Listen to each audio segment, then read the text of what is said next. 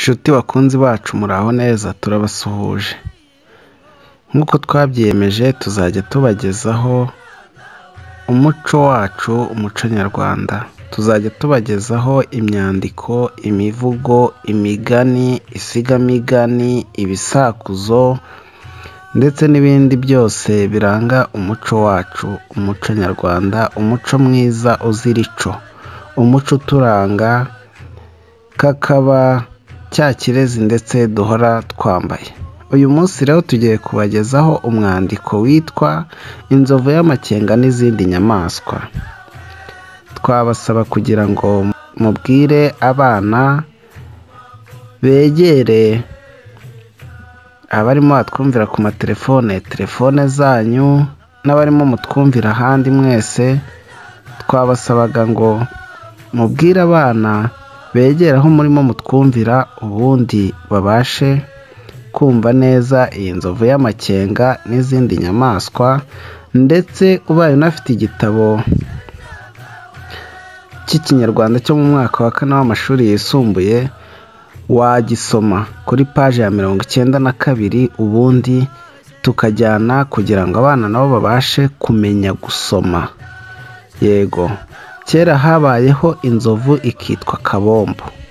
Yari ifite umugore n'abana bakibanira mu mahoro, ariko Kabombo agahora ahangayikishijwe n'ubutayu bwagendaga bwototera icyanya cy'inyamaswa. Aho mu ishyamba habagamo n'izindi nyamaswa, ariko Kabombo akazirusha ubwenge, kugira ubushishozi n'amakenga. Umunsi umwe Kabombo arazinduka ajya gushaka icyo arya n'umuryango we. Yitegereza ibidukikije by'aho hantu inyamaswa zahoraga zirisha, asanga hatangiye kugenda hahinduka ubutayu. Aribwira ati, mfite ubwenge buruta ubw'izindi nyamaswa, nyamara ndabona hari ikibazo gikomeye. Ubu se ubwenge mfite bumaze iki? Ngomba kugira icyo nkora mu maguru mashya. Ikoranya bwangu izindi nyamaswa ngo bafatire hamwe ingamba kuri icyo kibazo. Inyamaswa zimaze gukorana, Kabombo akaraga umubyimba we yigira imbere. Abaza niba muri bose hari uwamara iminsi 3 cyangwa se nibura 2 adakoresha amazi. Kwiga aramingaminga asaba ijambo. Aravuga ati, ngira ngo mwese murandeba, n'ubu bwiza muraburuzi, n'iyi ndeshyo n'ubu bwema. Umunsi umwe gusa wonyine urahagije. Iyo ntabonye amazi mererwa nabi. Umugore wanjye nuko, abana bose nakwirirwa ngira icyo mvuga. Inyamaswa zose ziramanjirwa.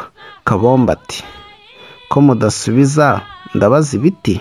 Haza Mbogo ati, ibidukikije birangirika, twese turabiruzi, nyamara njye mbona inzovu zigabanyije amafunguro ikibazo cyakemuka, ibidukikije bigasugira. Iby'inzovu zirya mu cyumweru kimwe byonyine byadutunga twese umwaka wose. Shyiraho rero n'amazi zinywa. Ikindi kandi imigezi, inzuzi ndetse n'ibiyaga birahari. Ibyo ntibiteze gukama ngo tubure amazi.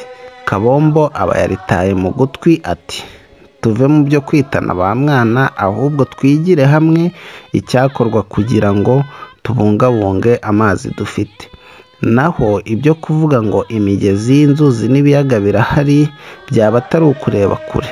Ubwo se iyo mwumva hirya no hino ku isi ngo haba ubutayu, mwibaza iki?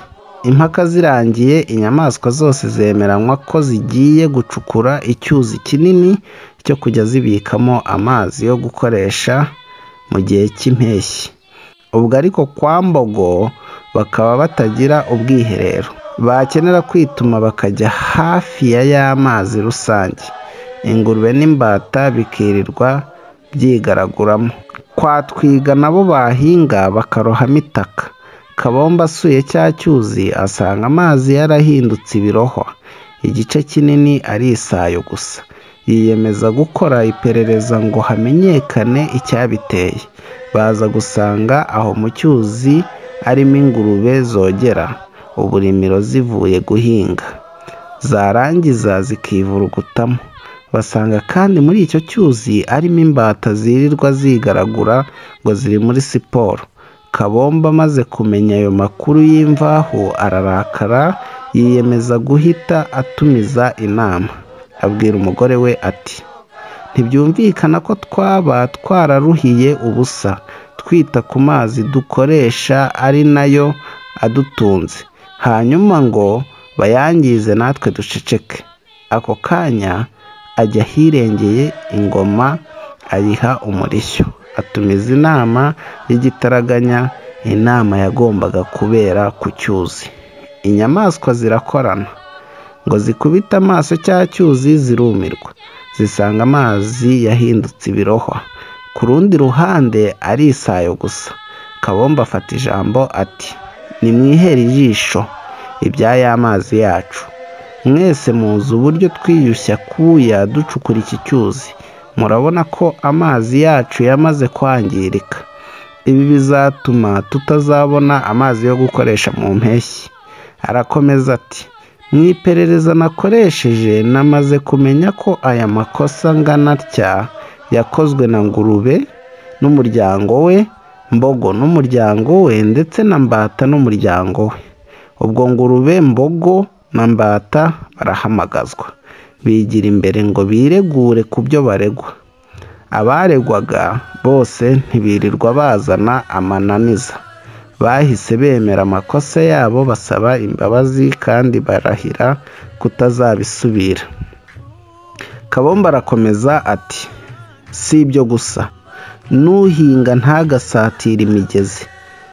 Abasesagura amazi babireke, mucike ku ngeso mbi yo kumena imyanda mu mazi, yaba imyanda iva mu nganda cyangwa iva mu ngo.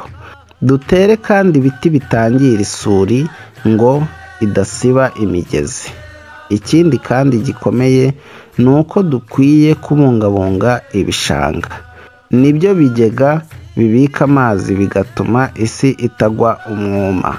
Nta mazi nta buzima. Inyamaswa zose zitahana uwo mugambi wo kurinda no kubungabunga amazi.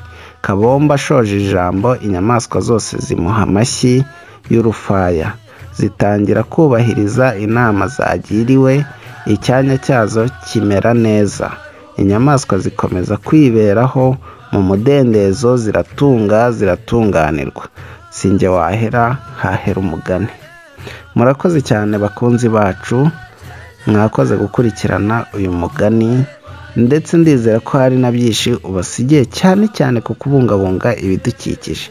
Nyaboneka, amazi ni ubuzima.